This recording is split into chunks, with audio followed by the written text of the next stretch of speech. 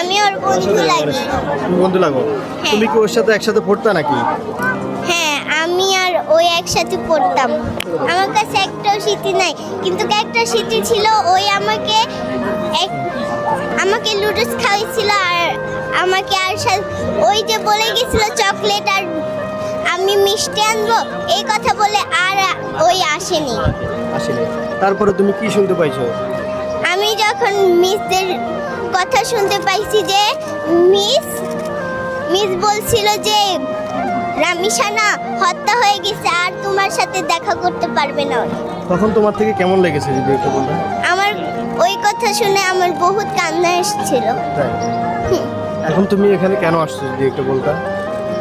আমি দেখছি যে এইদিকে এত ভিড় কেন, আর আমি এখানে দেখতে আসছি যে এদিকে সব কথা বলতেছে রামিসার নামে নিয়ে, আর আমি ওকে বহুত মিস করতেছি আর ওর কথা বহুত মনে পড়ে। তাই এখন তুমি কি চাচ্ছ? রামিসা হত্যার কি বিচার হবে? হ্যাঁ, বলো একটু বলো। আমি যেরকম ওকে হত্যা করা হয়েছে ওরকমই ঠিক, ওরকমই আমি চাই।